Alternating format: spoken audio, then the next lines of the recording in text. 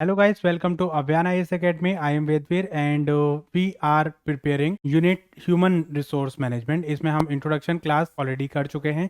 तो आज की जो हमारी क्लास है वो है ह्यूमन रिसोर्स प्लानिंग के ऊपर। इसमें हम लोगों ने पहले ही आपको बता दिया था लास्ट वीडियो में कि नेक्स्ट टॉपिक हमारा क्या रहने वाला है। तो चलिए आज की क्लास को हम स्टार्ट करते हैं। जैसा कि हमारा नाम सजेस्ट कर रहा है, ह्यूमन रिसोर्स प्लानिंग।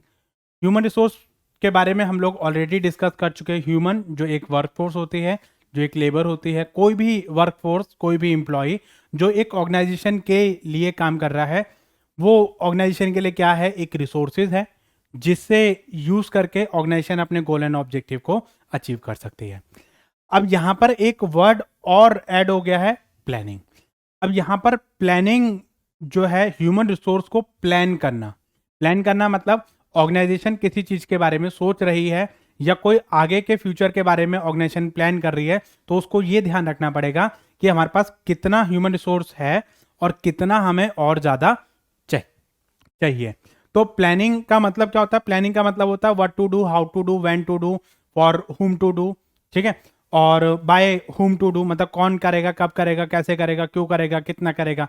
तो इन सारी चीजों का जो जवाब है that is related to human resource is known as human resource planning. मतलब पहले से ही एडवांस में प्लानिंग कर देना कि भाई किस डिपार्टमेंट में कितने लोगों की जरूरत है, कितने लोग हैं और कितने लोगों की हमें जरूरत है, उसको पहले से ही ऑर्गेनाइजेशन प्लान करके चलती है। कि भाई हमें पता है कि भाई जब हम आगे फ्यूचर में ग्रोथ करेंगे या कोई एडवांसमेंट करेंगे, तो उस एडवांसमेंट को लेकर हमारा जो है, हमें ह्यूमन रिसोर्स चाहिए। अब हमें यह भी देखना पड़ेगा कि भाई कितना ह्यूमन रिसोर्स हमारे पास है और कितना हमें और चाहिए। तो इस चीज के लिए हमें क्या करना पड़ेगा, पूरा उसको प्लान करना पड़ेगा। तो वो जो प्लानिंग हम करेंगे उसको हम क्या बोलेंगे, ह्यूमन रिसोर्स प्लानिंग। तो ये देखो, जो ह्यूमन रिसोर्स प्लानिंग है इसको हम HRP भी कह देते हैं, ठीक है। ये हमारा सबसे पहला स्टेप होता है, क्योंकि जब तक हम प्लानिंग नहीं करेंगे तब तक हम आगे का स्टेप नहीं कर पाएंगे। क्योंकि आपने प्लान किया होगा तो आप उसके हिसाब से आप रिक्रूटमेंट निकालोगे, रिक्रूटमेंट के हिसाब से सिलेक्शन करोगे, सिलेक्शन के हिसाब से ट्रेनिंग एंड डेवलपमेंट करोगे, फिर आगे का प्रोसेस करोगे। अगर आपने प्लानिंग ही नहीं करी है तो रिक्रूटमेंट कैसे करोगे आप? तो रिक्रूटमेंट करने से भी पहले हमें क्या करना पड़ता है, ह्यूमन रिसोर्स को प्लान करना पड़ता है, ठीक है। ताकि हम ये इंश्योर कर सकें कि हमारे पास हमेशा उतने लोग अवेलेबल रहेंगे जितने लोगों की हमें रिक्वायरमेंट है, ठीक है। प्लानिंग हम करते किस लिए हैं? इसीलिए करते हैं ताकि we confirm that we have the sufficient number of employ to complete the task, right number at right time at the right place, ठीक है। राइट प्लेस, राइट टाइम और कैपेबल और इफेक्टिवली एंड एफिशिएंटली एम्प्लॉय, ठीक है। मतलब capable employ होने चाहिए, नहीं कि खाली आपने बीड़ी इकट्ठी कर दी, उनमें से पता नहीं है किसी को कुछ भी। तो ऐसा भी नहीं करना है हमें। जिस पर्सन, जिस डिपार्टमेंट में जितने लोगों की हमें रिक्वायरमेंट है वो हमारे पास होने चाहिए। तो इसी चीज को हम क्या बोलते हैं, ह्यूमन रिसोर्स प्लानिंग। तो हम ये भी कह सकते हैं ह्यूमन रिसोर्स प्लानिंग को एक मैन पावर प्लानिंग भी कह सकते हैं। मतलब मैन पावर मतलब वर्कफोर्स या लेबर या जो हमारे एम्प्लॉय हैं उनकी प्लानिंग करना कि भाई आगे फ्यूचर में हमें कितने लोगों की जरूरत है और कैसे कैसे हम आगे को प्लान करेंगे कि आने वाले टाइम के लिए हमें कितनी और नई रिक्रूटमेंट निकालनी है, कितने वर्कफोर्स हमारे पास है, कितनों के हमें रिक्वायरमेंट है। जैसे हम कोई फ्यूचर में प्लान करेंगे या कोई स्ट्रेटेजी बनाएंगे तो हमें जो उसके लिए पहले से ही प्लान करके चलना पड़ेगा, ठीक है। और ये एक दिन का काम नहीं रहता है। मतलब आपको लगता है कि भाई ऑर्गेनाइजेशन रिक्रूटमेंट निकालने से पहले ये पूरा प्लानिंग बना के चलती है कि भाई ये हमारा जो सारा काम है वो इतने दिन में हो जाएगा। तो ये सारा जो प्लानिंग जो है वो हमारा पहला स्टेप होता है। उसके बाद हम रिक्रूटमेंट और सिलेक्शन करते हैं, ठीक है। तो यहाँ पर हम जो है, ताकि ऑर्गेनाइजेशन ये प्लानिंग क्यों करती है, ये ऑर्गेनाइजेशन प्लानिंग इसलिए करती है ताकि हमें जितने लोगों की जरूरत है, जितने लोगों की रिक्वायरमेंट है, उतने लोग हमारे पास सफिशिएंट अवेलेबल होने चाहिए, ठीक है। तो ये चीज हमारे पास इसमें रहती है। To getting the right number of qualified person into the right job to the crux the problem here. मतलब हमारी जो प्रॉब्लम है वो यही है कि या तो हमारे पास right kind of person available नहीं होते या राइट टाइम पे अवेलेबल नहीं होते। अभी हमें अभी चाहिए बट अभी हमारे पास अवेलेबल नहीं है। हमें 2 चाहिए, हमारे पास 5 है, हमें 5 चाहिए, हमारे पास 2 हैं। तो इस प्रॉब्लम को हटाने के लिए हम पहले से ही प्लान करके चलते हैं। तो वो जो प्लानिंग वाला फेज आता है उसको हम क्या बोलते हैं, ह्यूमन रिसोर्स प्लानिंग। या हम ये भी कह सकते हैं कि जितनी हमें रिक्वायरमेंट है उसको अवेलेबिलिटी के साथ मैच कर दो। जितनी हमें रिक्वायरमेंट है उसको अवेलेबिलिटी के साथ में मैच कर दो, उसको हम बोलते हैं ह्यूमन रिसोर्स प्लानिंग। मतलब हमें जितने लोगों की रिक्वायरमेंट है उतने हमारे पास अवेलेबल होने चाहिए। इसी चीज को हम क्या बोलते हैं, ह्यूमन रिसोर्स प्लानिंग। अब मान लो बीच में कोई लोग छोड़ के चले गए, नई रिक्रूटमेंट कर लो या दूसरे पर्सन को वहां पे शिफ्ट कर दो। तो ये सारी जो प्लानिंग आपकी रहती है वो चीजें आपकी इसमें आ जाएंगे, ह्यूमन रिसोर्स प्लानिंग या एचआरपी हम इसको बोल देते हैं। तो यहां पर ये क्या है, एक प्रोसेस है matching the supply of people and those the hire और search for with the opening. मतलब जितने हमारे पास ओपनिंग है और जितने लोगों की हमें रिक्वायरमेंट है उसके हिसाब से आप उसको मैच कर सको। मतलब डिमांड और सप्लाई को मैच कर दो। मतलब जितने लोगों की डिमांड है उसको सप्लाई के हिसाब से मैच कर दो। तो आप ये कह सकते हो कि भाई आप जो है वो बिल्कुल बैलेंस लेवल पे हो। अगर सप्लाई ज़्यादा है, डिमांड कम है, मतलब आपको लोगों की रिक्वायरमेंट तो है 2, आपके यहाँ एम्प्लॉय हैं 4 या 5, तो वो बेकार है। या आपको रिक्वायरमेंट है 5 की, आपके पास पर्सन्स हैं 2, तो वो भी आपके पास बेकार है।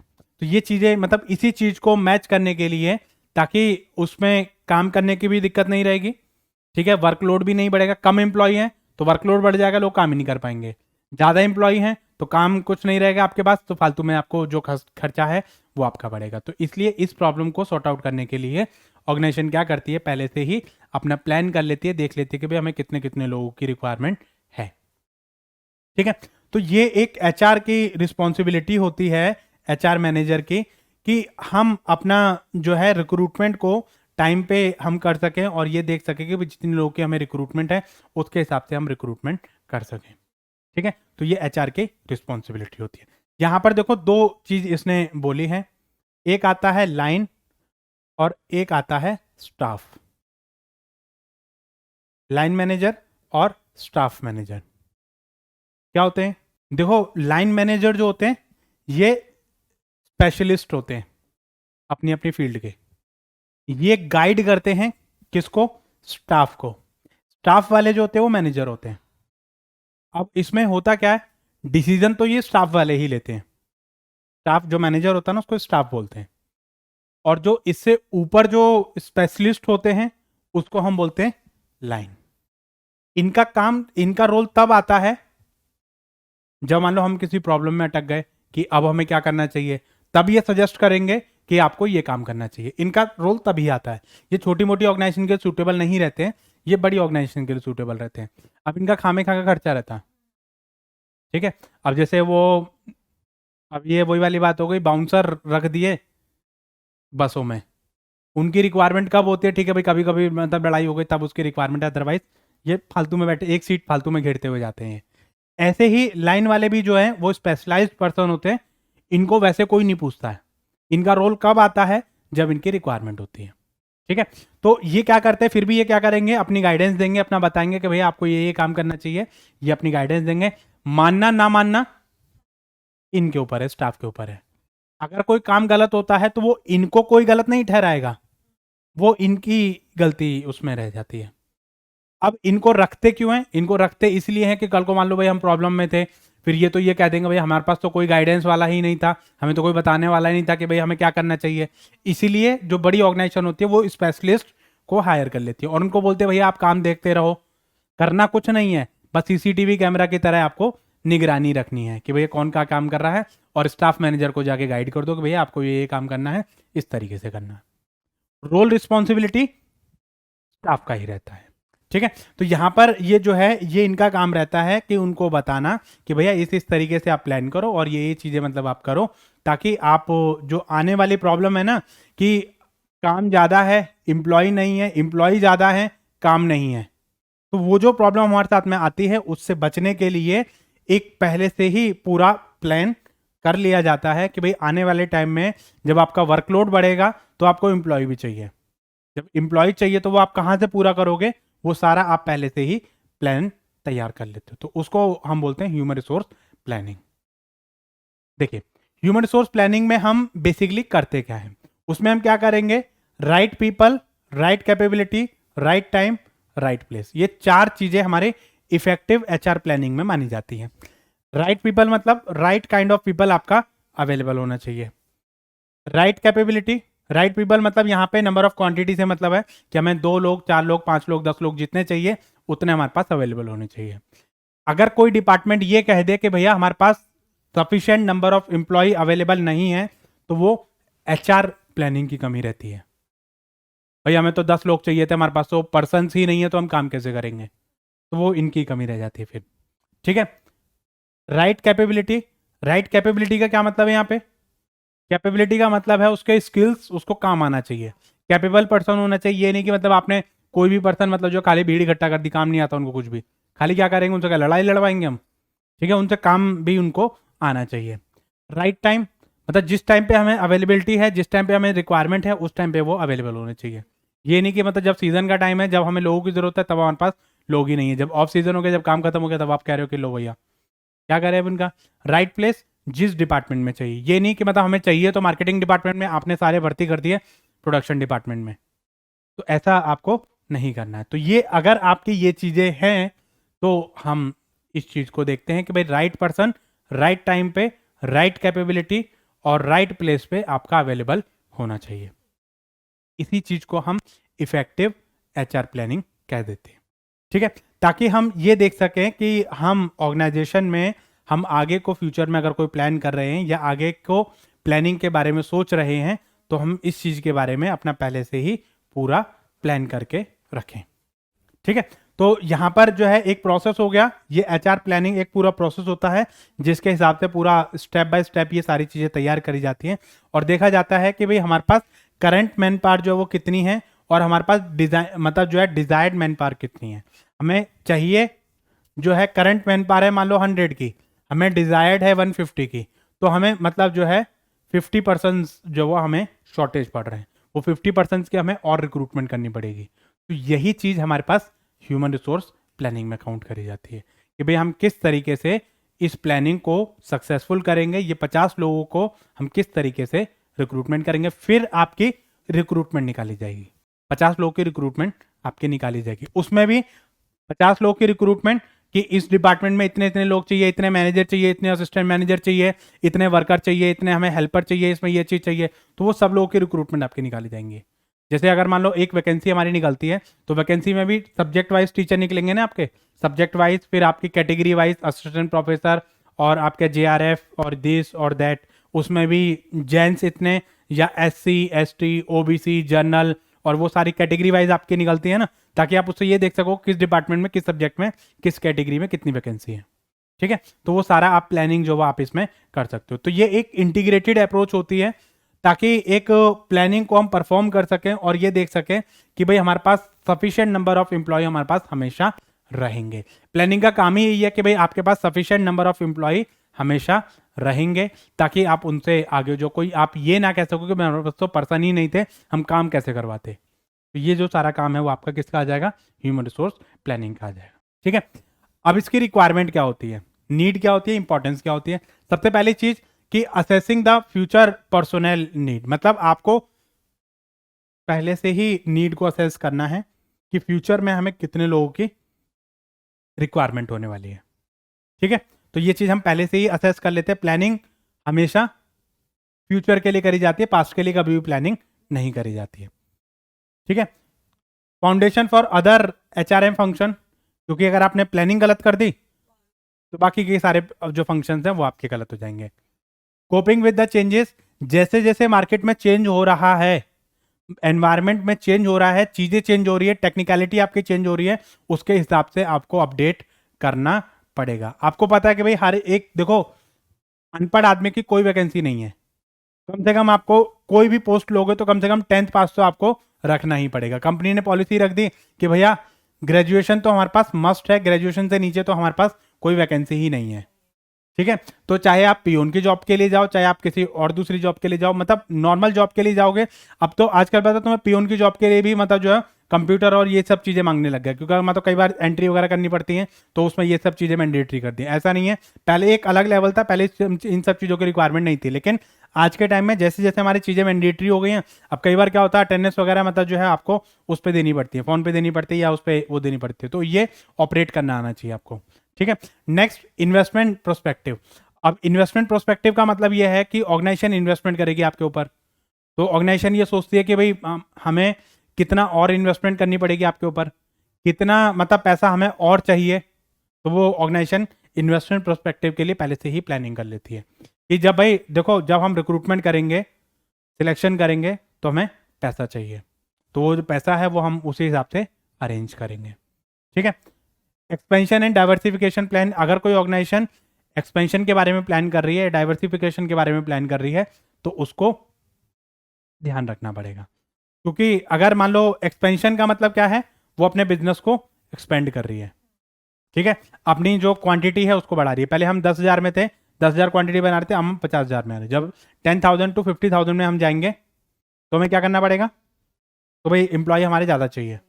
ठीक है। अगर हम डाइवर्सिफाई मतलब एक अलग फील्ड में डाइवर्सिफाई कर रहे हैं, मतलब पहले हम सोप में थे, अब हम डिटर्जेंट में भी आ गए, अब हम जो वो कंडीशनर में भी आ गए, अब हम शैम्पू में भी आ गए, तो भी हमें जो क्या करना चाहिए, अगर हम अलग अलग डाइवर्सिफाइड फील्ड में जा रहे हैं तो अब भी हमें एम्प्लॉय चाहिए। अगर ऑर्गेनाइजेशन ऐसा कुछ प्लान कर रही है तो उसको पहले से ही ह्यूमन रिसोर्स को प्लान करना पड़ेगा।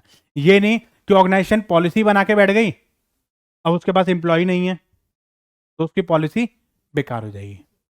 तो जब आपको पता है कि भाई आप ग्रोथ एंड डाइवर्सिफिकेशन के बारे में सोच रहे हो, तो आपको ये चीज करनी पड़ेगी। ठीक है। नेक्स्ट आता है conformity with the government guidelines. अब जो गवर्नमेंट की गाइडलाइंस हैं उसको आपको फुलफिल करना पड़ेगा। गवर्नमेंट ने मान लो कुछ गाइडलाइंस निकाली हैं आपकी रिक्रूटमेंट को लेके, सिलेक्शन को लेके, तो वो गाइडलाइंस आपको फॉलो करनी पड़ेंगी। मतलब आपको देखना पड़ेगा कि भाई किस तरीके से चीज़ें आपकी इसमें हैं। ठीक है। नेक्स्ट है आपका इंटरनेशनल एक्सपेंशन स्ट्रेटजी। कई बार क्या होता है कि ऑर्गेनाइजेशन ये सोचती है कि भाई हम इंटरनेशनल में भी एक्सपेंड करेंगे अपना बिजनेस। तो जब इंटरनेशनल में एक्सपेंड करोगे तो आपको वहां के लिए भी पर्सन आपको रिक्रूट करने पड़ेंगे, चाहे आप यहां से लेके जाओ, चाहे आप वहां से आप रिक्रूटमेंट करो, तो रिक्रूटमेंट तो आपको करनी पड़ेगी। ठीक है। उसके बाद है आपका having highly talented man power inventory. मतलब आपके जो एम्प्लॉय हैं वो आपके कैसे होने चाहिए, टैलेंटेड एम्प्लॉय होने चाहिए। टैलेंटेड क्यों, क्योंकि समय के हिसाब से आपके जो रिक्वायरमेंट है उसको आपको मैच करना पड़ेगा। आपके कॉम्पिटिटर के पास टैलेंटेड एम्प्लॉय है, आपके पास नहीं है, तो आप कॉम्पीट नहीं कर पाओगे, आप पीछे रह जाओगे। तो इसलिए टैलेंटेड एम्प्लॉय का होना बहुत ही ज़्यादा ज़रूरी होता है। ऑब्जेक्टिव क्या होते हैं इसके, ये तो हो गए नीड एंड इंपॉर्टेंस कि भाई हम क्यों इसकी ज़रूरत होती है। अब हम इसके ऑब्जेक्टिव की बात करें तो ये इंश्योर करना कि भाई आपके पास sufficient number of man power आपके पास हमेशा अवेलेबल रहेगी, ताकि हम जितने भी लोगों की हमें रिक्वायरमेंट है उतना हमारे पास अवेलेबल होना चाहिए। इसके बाद जो ह्यूमन एग्जिस्टिंग मैन पावर है उसको प्रॉपर यूटिलाइज कर सको। मतलब आप ये देख सको कि भाई कितने लोग हमारे पास हैं, उनको प्रॉपरली यूटिलाइज करना। ये नहीं कि मतलब आधे से ज़्यादा लोग आपके खाली बैठे हैं, तो ऐसा भी आपके पास नहीं होना चाहिए। ठीक है। उसके बाद फोरकास्ट करना फ्यूचर रिक्वायरमेंट को लेकर कि डिफरेंट डिफरेंट लेवल पे किस किस स्किल्स की रिक्वायरमेंट होती है। अब जैसे आप डायरेक्टर की रिक्रूटमेंट करोगे, तो डायरेक्टर लेवल की जब आप रिक्रूटमेंट करोगे तो वहाँ पे उनके स्किल्स अलग चाहिए। ठीक है। अगर आप पियून के लिए कर रहे हो तो उसके स्किल्स आपको अलग चाहिए। ठीक है। ऐसे ही मतलब आपको सरप्लस और शॉर्टेज को जो है मैनेज करना, कि अगर आपके पास शॉर्टेज हो जाती है तो आप कैसे मैनेज करोगे, सरप्लस है यानी एक्स्ट्रा है तो आप कैसे मैनेज करोगे। ठीक है। तो ये चीज़ आपको मतलब जो देखना, और ये देखना कि जैसे जैसे टेक्नोलॉजी आपकी चेंज हो रही है उसके हिसाब से जॉब की रिक्वायरमेंट को इम्पैक्ट करना और देखना, चेंजेस को देखना। टेक्नोलॉजी जैसे हमारी चेंज हो रही है तो जॉब की अपॉर्चुनिटी कम हो रही है, ज़्यादा हो रही है, कम हो रही है। हाँ। जैसे अगर मान लो आप कोई मशीनरी लेकर आ गए, अब जैसे मैं एक छोटा सा मेट्रो का एग्जांपल देता हूँ। पहले क्या था, मेट्रो में कई सारे काउंटर्स बने होते थे। ठीक है। तो वहां पे जाके टिकट टोकन काउंटर आपके बने होते, तो वहां पे अलग अलग एक एक काउंटर पे एक बंदा तो आप बैठाओगे, तो 10 लोग आपके बैठे रहते थे फॉर एग्जाम्पल। अब क्या है, उन्होंने वो सारे काउंटर्स आपके खत्म कर दिए, 10 मशीन्स आपने रखवा दी। ठीक है। और एक आपने कार्ड वाला जो सिस्टम है काउंटर, वो आपने कैरी ऑन रखा, ताकि कार्ड वगैरह में कोई दिक्कत है तो वो आप वहां से जाके कॉन्टेक्ट कर सकते हो। वहां पे आपने एक बंदा बैठा दिया जो मतलब सारी मशीनरी को ऑपरेट कर रहा है, बाकी लोग आते हैं अपना कार्ड वगैरह वो सारा उस पर खुद ही ऑपरेट करते हैं। टीवीएम आपके अपने आप आपकी मशीनें जो लोग आ रहे हैं काम कर रहे हैं उस पर चल रहे हैं। वन टाइम इन्वेस्टमेंट हो गई, टेक्नोलॉजी आपका रह गया, उसमें कोई दिक्कत नहीं है। आपके एक पर्सन आपने बैठा दिया, अगर कोई प्रॉब्लम आ रही है तो वो पर्सन डील कर रहा है आपसे, बाकी लोग खत्म। तो ऐसे ही जैसे जैसे हमारी टेक्नोलॉजी बढ़ रही है, टेक्नोलॉजी हमारी एडवांस होती जा रही है, लोगों का काम हमारा धीरे धीरे खत्म होता जा रहा है। ठीक है। अब ज़्यादातर जो काम है वो टेक्निकलिटी पे होता जा रहा है, तो ये धीरे धीरे ये चीज़ें हमारी जो वो ह्यूमन रिसोर्स जो धीरे धीरे हमारा कम होता जा रहा है। ठीक है। अब मशीनरी ऑपरेटेड इक्विपमेंट्स आपके आ गए हैं, ज़्यादातर आधे से ज़्यादा काम तो हमारा मशीनरी करती है, तो उसमें जो है ये चीज़ें मतलब हमारी इसमें आ गई हैं। इसके साथ साथ हमें ये देखना कि हमारे जो एम्प्लॉई हैं उस पर कंट्रोल उस पर रखना, ताकि लोग आपका छोड़ के ना जाएं। आपके जो एम्प्लॉई हैं वो जल्दी से छोड़ के ना जाएं, और ये देखना उस पर पूरा कंट्रोलिंग करके रखना कि भाई एम्प्लॉई आपके जो छोड़ के ना जाए, ताकि हम जो एक इफेक्टिव मैन पावर को हम प्लान कर सकें। इसके साथ साथ मतलब ये देखना कि लोगों को ट्रेन करना, और ये देखना कि आपका स्पेसिफाइड टाइम पीरियड पे उनको लोगों को ट्रेन करना और उनको बताना कि भाई आपके ये अपॉर्चुनिटी है, और इस तरीके से मतलब आपको जो है, कई बार क्या होता है कि हम लोगों को ट्रेन कर देते हैं, जो एग्जिस्टिंग एम्प्लॉई हैं उनको ट्रेन कर देते हैं, तो हम आगे फ्रेश रिक्रूटमेंट से बच जाते हैं। एग्जिस्टिंग एम्प्लॉय को आप ट्रेनिंग दिलवा दो, तो उसमें ही नई चीज़ें आपकी आ जाती हैं।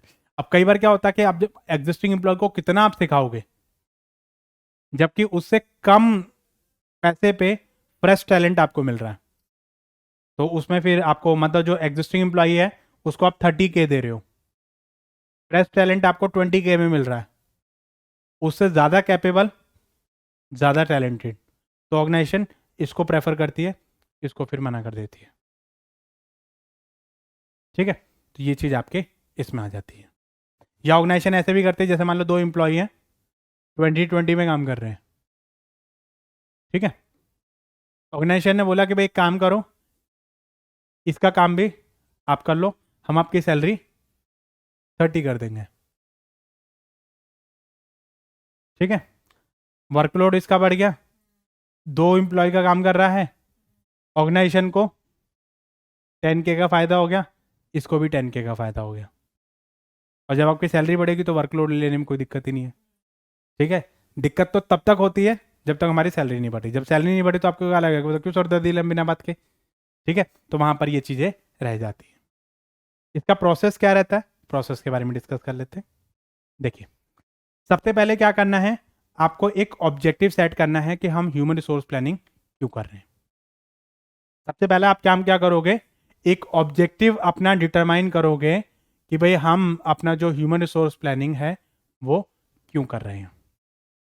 ऑब्जेक्टिव आप डिसाइड कर लोगे, ताकि हम ये देख सके कि मतलब हम जो है हम ये जो चीज़ है वो क्यों कर रहे हैं, ताकि हम इंश्योर कर सकें। यहाँ पर ऑब्जेक्टिव क्या है हमारा, इंश्योरिटी दिलाना कि हमारे पास राइट नंबर ऑफ पर्सन हमेशा अवेलेबल रहेंगे हर डिपार्टमेंट में, ताकि हम लॉन्ग टाइम के लिए अपनी चीज़ों को डेवलप कर सकें। ठीक है, तो ये चीज़ हमारी इसमें आ जाती है। नेक्स्ट आपका आता है करंट मैन पावर इन्वेंट्री। मतलब अभी ये देखना कि भाई अभी हमारे पास कितने लोगों की ज़रूरत है, मतलब कितने लोग अभी हमारे पास हैं।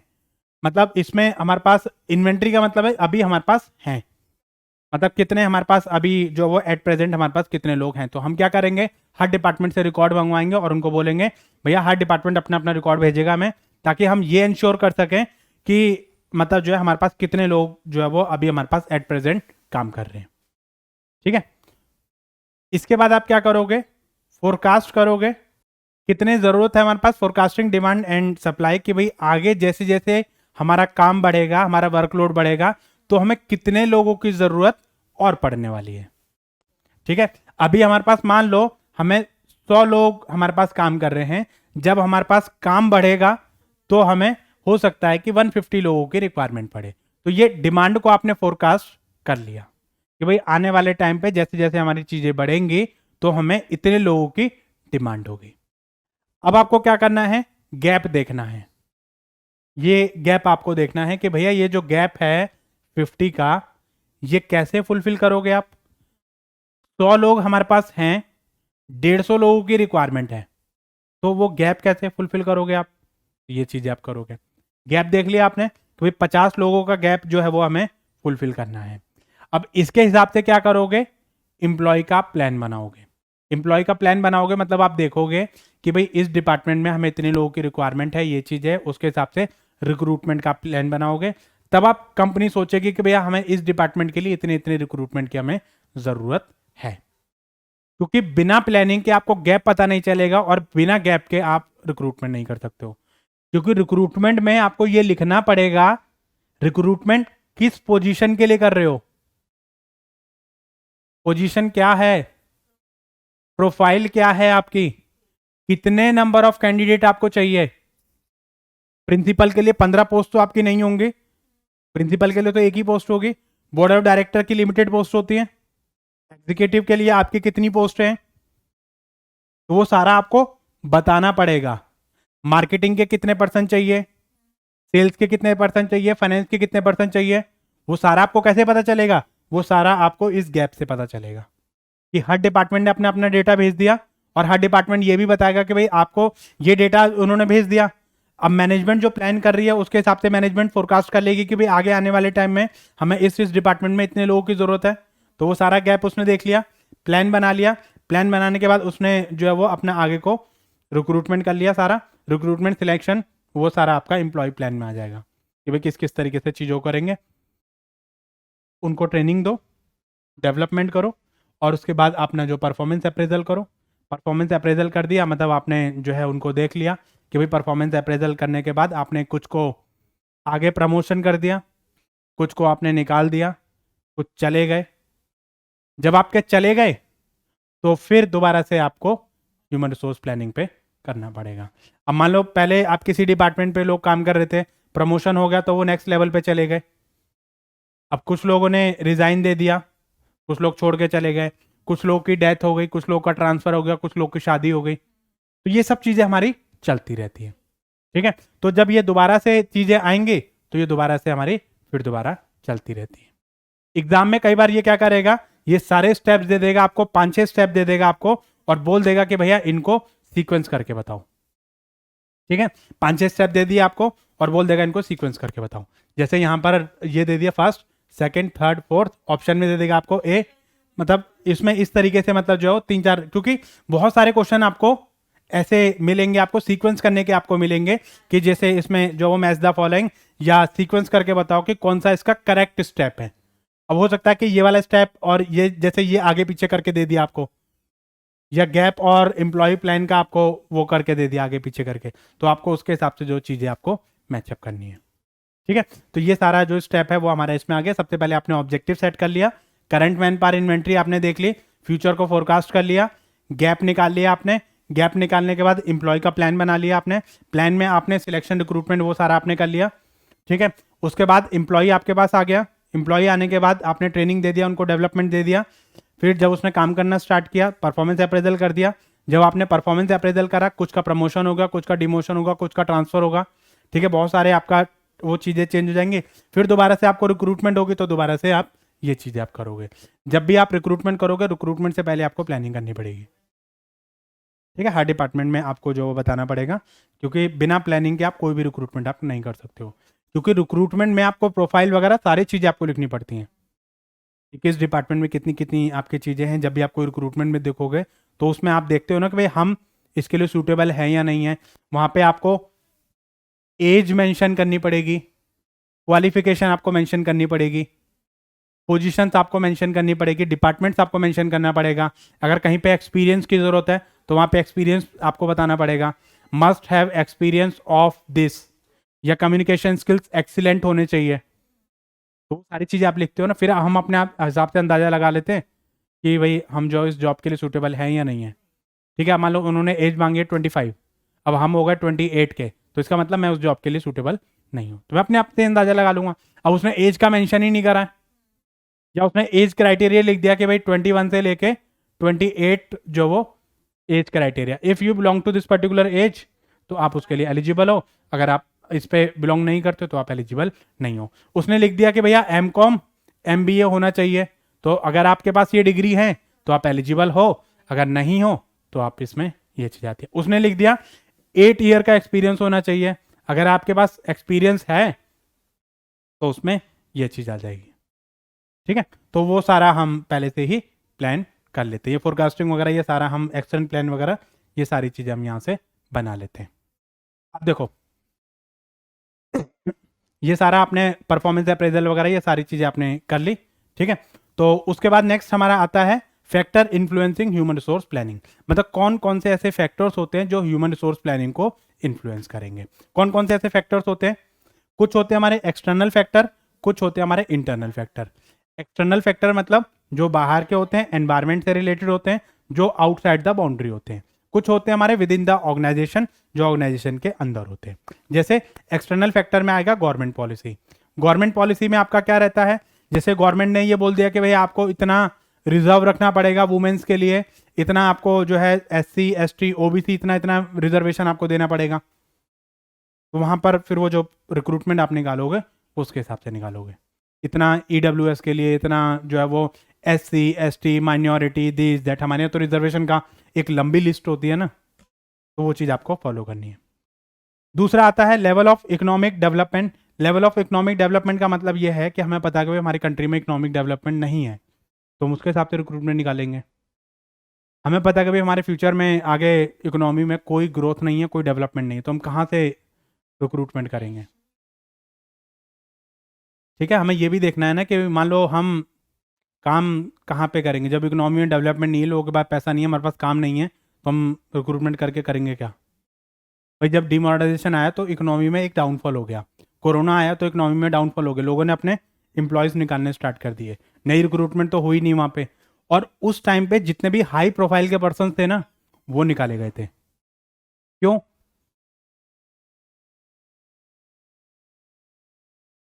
जितना सूटेबल है हमारा डाउन साइजिंग कर दी उन्होंने, जितना सूटेबल है उतना ही रखेंगे, बाकी चीज़ों को हटा देंगे। क्योंकि एक एक बंदे की 2-3 लाख रुपए सैलरी थी, अब कंपनी घर बैठे 2-3 लाख रुपए सैलरी कहाँ से देगी?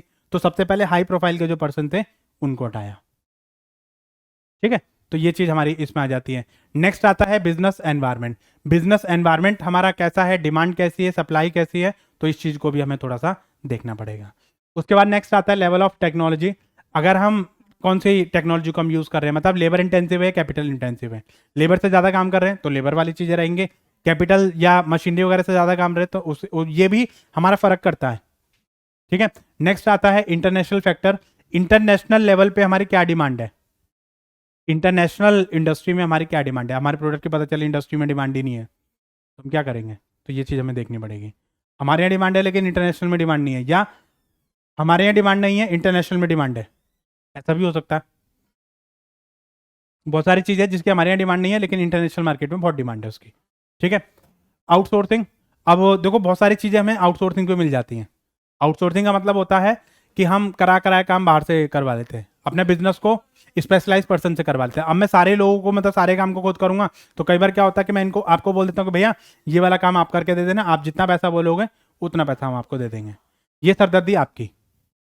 ठीक है, जैसे कॉलिंग का जो काम होता है वो सारा कंपनी आउटसोर्स कर देती है, कॉल सेंटर्स को बोल देते हैं भैया हमारी कॉलिंग जो वो आप वो करोगे। ठीक है, जैसे प्रॉब्लम सॉल्यूशन वगैरह का जो आपका वो रहता है, टेक्निकलिटी वगैरह पे कंपनी ने आउटसोर्स कर दी, कंपनी सरदर्दी खत्म। कंपनी ने वन टाइम आपकी इन्वेस्टमेंट कर दी, वन टाइम आपको बोल दिया कि भैया उनका काम स्पेशलिस्ट का है तो वो अपना काम उसके हिसाब से करेंगे। अब कंपनी सोचते है कि भाई हम सारी चीज़ें मैनेज करेंगे, हमारा दिमाग बढ़ जाएगा, तो भाई जब हम उससे बाहर कम पैसों पर हमारा काम चल जाएगा तो हम क्यों इस काम को करेंगे। ठीक है, तो ये चीज़ हमारी इसमें आ जाती है। कुछ हमारे इंटरनल फैक्टर्स आ जाते हैं। इंटरनल फैक्टर में क्या आ जाएगा, कंपनी की अपनी पॉलिसी और स्ट्रेटेजी। कंपनी की क्या क्या पॉलिसी है, क्या क्या स्ट्रेटेजी है, कंपनी क्या करती है, कंपनी ग्रोथ एक्सपेंशन, ये सब कंपनी की इंटरनल पॉलिसी होती है। कंपनी खुद डिसाइड करेगी हमें ग्रोथ करना है, एक्सपेंशन करना है, क्या करना है, हमें मार्केट में स्टेबल रहना है, क्या करना है, मार्केट शेयर के हिसाब से ये सब चीज़ें। कई बार कंपनी कह देती है भाई हम मर्जर करेंगे, हम कंपनी को ही बेच देंगे, तो ये सब इंटरनल पॉलिसी होती है ना, ये कंपनी खुद डिसाइड करती है। ह्यूमन रिसोर्स पॉलिसी, कि ह्यूमन रिसोर्स को लेके कंपनी क्या क्या पॉलिसी है, कि भाई कंपनसेशन को लेके, उनकी कंपनसेशन को लेके, उनका क्वालिटी ऑफ वर्क को लेके। कई बार ऑर्गेनाइजेशन ये कहते हैं पैसा हम पे कर देंगे, हमें क्वालिटी चाहिए। कई बार कंपनी कहते हैं भाई हम पैसा पे नहीं करेंगे, क्वालिटी मिलो चाहे मत मिलो, बट हम पैसा नहीं है हमारे पास, बजट नहीं है हमारे पास। ठीक है, जॉब एनालिसिस। जॉब एनालिसिस करना मतलब कंपनी सारा जॉब का सिस्टम ढूंढती है कंपनी, मतलब डिस्क्रिप्शन और स्पेसिफिकेशन वगैरह वो सारा कंपनी यहाँ पे डिसाइड कर लेती है। ठीक है, तो वो उस पर भी हमारा फर्क पड़ता है। नेक्स्ट आता है टाइम जोन। टाइम जोन का मतलब ये होता है कंपनी को कितने टाइम के लिए चाहिए, शॉर्ट टर्म के लिए या लॉन्ग टर्म के लिए। ये रिक्रूटमेंट अगर कंपनी को शॉर्ट टाइम के लिए चाहिए तो कंपनी अलग तरीके से फ्रेम करेगी, अगर कंपनी को लॉन्ग टर्म के लिए चाहिए तो वो अलग तरीके से फ्रेम करेगी। मुझे पता है मुझे 1 महीने के लिए 2 महीने की रिक्रूटमेंट है, तो वहां पे जहां पे आपने ये लिख दिया ना कि रिक्वायर्ड फॉर 3 मंथ्स ओनली, वहाँ पे आधे आधे से ज़्यादा लोग अप्लाई नहीं करेंगे। भैया आप किसी कंपनी में काम कर रहे हो, फिर पता चले 3 महीने के लिए कि आप किसी दूसरी कंपनी में जाओ, तो फिर नहीं वो रहता है। ठीक है, तो वो कंपनी को रखना पड़ेगा। या कंपनी ये कहते भैया रिक्रूटमेंट हम आज कर रहे हैं लेकिन जॉब मिलेगी आपको अप्रैल से, तो वहाँ पे फर्क आ जाएगा। कई बार कंपनी पहले से ही रिक्रूटमेंट कर लेती है ना, कई बार बहुत सारी प्रोफाइल पे पता क्या होता है, कंपनी पहले से रिक्रूटमेंट कर लेती है और बोल देती है कि भैया हम आगे आपको जब हमारे पास ओपनिंग्स होंगी तब हम आपको वो कर लेंगे। ठीक है, पहले से ही रिक्रूटमेंट कर, कैंपस रिक्रूटमेंट वगैरह में क्या होता है, वो पहले से ही रिक्रूटमेंट कंपनी कर लेती है और बाद में बोलती है कि जैसे ही मतलब आपका मतलब वो हो जाएगा, ये यहाँ पे कंप्लीट हो जाएगा, हम आपको ऑफर लेटर दे देंगे। ठीक है, नेक्स्ट आता है type and quality of information. कई बार कंपनी को पास क्या रहता है कि कंपनी के पास स्ट्रेटेजिक और ये सब चीज़ें क्या हैं कि मतलब आपके जो कॉम्पिटिटर्स वगैरह हैं वो किस तरीके से प्लान कर रहे हैं, तो ये सारी चीज़ें आपकी इसमें आ जाती हैं। ठीक है, तो इसमें कंपनी की प्रोडक्शन और ऑपरेशन पॉलिसी कंपनी कैसी है। ठीक है, कंपनी की जो प्रोडक्शन पॉलिसी है, company through out the year production कर रही है, तो कंपनी को पूरे लॉन्ग टाइम के लिए मतलब जो एम्प्लॉय चाहिए, कंपनी कहती है भाई हम 2 महीने या 3 महीने प्रोडक्शन करेंगे, बाकी काम हम सिर्फ उसको सेल आउट करेंगे, तो कंपनी उस हिसाब से प्लान करेगी। नेक्स्ट हमारा आता है ट्रेड यूनियन। ट्रेड यूनियन का बहुत बड़ा रोल रहता है यहाँ पे। ट्रेड यूनियन जो है उसके जो वर्किंग जो हमारे एम्प्लॉय वगैरह होते हैं वो एक बहुत बड़ा रोल जो वो प्ले करते हैं। मतलब देखते हैं कि भाई हमारे जो एम्प्लॉयज़ वगैरह हैं उनके नंबर ऑफ वर्किंग आवर्स वगैरह जो है वो किस तरीके से आपके रहेंगे और वेजेस वगैरह कैसी रहेगी, तो ये सब चीज़ें हमारी इस पे आ जाती हैं। ठीक है, तो हमारी जो नेक्स्ट क्लास रहेगी वो आपके रिक्रूटमेंट पे रहेगी। So thank you guys for watching this video. I hope ये वीडियो आपको पसंद आई होगी। तो हमने यहाँ पर कौन सा कॉन्सेप्ट डिस्कस करा, ह्यूमन रिसोर्स प्लानिंग का। ठीक है, तो ये एक इंपॉर्टेंट कॉन्सेप्ट था, जब भी हम रिक्रूटमेंट करेंगे रिक्रूटमेंट से पहले हमें ह्यूमन रिसोर्स प्लानिंग करना पड़ेगा। तो जो हमारी नेक्स्ट वीडियो रहने वाली है, नेक्स्ट वीडियो में हम डिस्कस करेंगे आपका रिक्रूटमेंट और आपका सिलेक्शन। ये दो चीजें हम लोग जो है साइमल्टेनियसली डिस्कस करेंगे। रिक्रूटमेंट क्या होता है, सिलेक्शन क्या होता है, उसके सोर्सेज वगैरह, वो सारी चीजें हम यहाँ पे डिस्कस कर लेंगे। तो जल्द ही मिलते हैं हम आपको नेक्स्ट वीडियो में नए कॉन्सेप्ट के साथ, रिक्रूटमेंट एंड सिलेक्शन। वीडियो कैसी लगी हमारे वीडियो में कमेंट करके जरूर बताइए और वीडियो को लाइक करें, शेयर करें, सब्सक्राइब करें, अपने फ्रेंड्स के साथ में ज़्यादा से ज़्यादा क्वांटिटी में शेयर करें। तो थैंक यू गाइस, मिलते हैं जल्दी नेक्स्ट वीडियो में।